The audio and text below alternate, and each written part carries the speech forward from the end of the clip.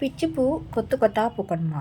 பிச்சிப்பூ எப்படி கொத்து கொத்தாக பூக்கும்? ஒத்த ஒத்தையாக தானே பூக்கும் அப்படிங்கிறவங்களுக்கு டவுட் வரலாம். அதாவது ஒரு 1000 கணக்கில் 2000 கணக்கில் மாடி தோட்டத்திலே வச்சு பூ பூக்கணும்னா அதுக்கு என்ன பண்ணணும் அப்படிங்கிறத பற்றி தான் இன்றைக்கி நான் சொல்ல போகிறேன்.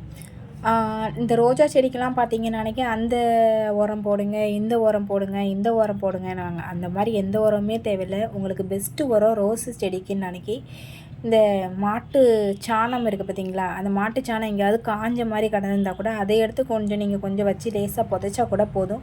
எந்த உரமுமே தேவையில்லை. ஆனால் ரோஜா செடியை பொறுத்த வரைக்கும் தண்ணீர் இருந்துக்கிட்டே இருக்கணும். அதாவது அந்த மண் ஈரமாகவே இருக்கணும். சரிங்களா? அடுத்து பிச்சி செடிக்கு வந்துடலாமா? இதுதான் எங்கள் வீட்டு பிச்சி செடி. இந்த பிச்சி செடியில் நிறைய பூ பூக்குது. இப்போ சீசன் இல்லை அப்படின்னு சொல்லியிருந்தாங்க. இப்போ பொங்கல் டைமில் அவ்வளோவா பூவே பூக்கலை அப்படின்னு தான் நிறைய இடத்துல சொல்லியிருந்தாங்க. ஆனால் எங்கள் வீட்டில் நல்லாவே பூத்திருந்தது. நாங்கள் பூ பறிக்கிறது மட்டும் இல்லாமல் அதை வாங்கி விற்கவும் செய்கிறோம். பூ பறித்து விற்கவும் செய்கிறோம். எப்படி சொல்கிறது, 100 பூ 10 ரூபா அந்த மாதிரி தான் விற்கவே செய்கிறோம். இப்போ ஒரு 1000 பூ பூத்துதுன்னா 100 ரூபாய்க்கு விற்றுட்டு கம்முன்னு இருந்துருவோம். இந்த மாதிரி தான் பூ. இந்த பூக்கு என்னதெல்லாம் போட்டு பரபரன்னு வளர்க்குறோம் அப்படின்னா ஒன்றுமே கிடையாது. வெறும் தண்ணி தான்.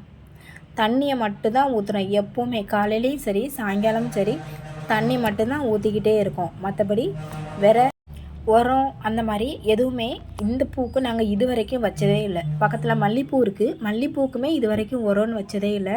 தண்ணி மட்டும்தான் ஊற்றிட்டே இருக்கோம். மல்லி கொஞ்சம் கம்மியாக தான் பூத்துருக்கு, நிறைய பூக்களை. ஏன்னா அது சின்ன செடி தான், ஒரு குத்து செடி மாதிரி தான். அந்த மாதிரி தான் அது இருக்குது. அதனால் அது அவ்வளோவா பூக்களை. இது வெறும் தண்ணி மட்டும்தான் ஊற்றிட்டே இருக்கோம். ஈவன் காலையிலேயும் சரி சாயங்காலம் சரி. அப்புறம் பிச்சு பூவில் நாங்கள் என்ன பண்ணுவோன்னா, அந்த காஞ்ச பூ பூத்துட்டு அதுக்கப்புறம் அப்படியே பார்த்திங்கன்னா கொஞ்சம் காஞ்சிட்டே வரும். அப்படி காஞ்சிட்டே வரும்போது அப்பப்போ என்ன செய்வோம், அது எல்லாத்தையுமே ஒடிச்சு விட்ருவோம். அப்படி ஒடிச்சு விடும்போது தான் அதுகளை என்ன பண்ணும், வேறு வேறு கிளை விட்டு வந்துக்கிட்டே இருக்கும். நீங்களும் வேணால் டெய்லி தண்ணியை மட்டும் ஊற்றி வேணால் பாருங்கள். எங்கள் வீட்டில் தண்ணி ஊற்றி தான் இவ்வளோ பூ பூத்துருக்கு. நீங்கள் தம்ப்லைன்லேயே பார்த்துருப்பீங்க எவ்வளோ பூத்துதுன்னா. அந்த பூ இன்றைக்கி பூத்த பூ தான். அந்த பூவை தான் தம்ப்லைனில் வச்சுருக்கேன். இது தொடுக்கிறது நீங்கள் எப்படி தொடுப்பீங்கன்னு தெரியலை. நாங்கள் இந்த மாதிரி டிசைனில் தான் பூவை தொடுக்குவோம்.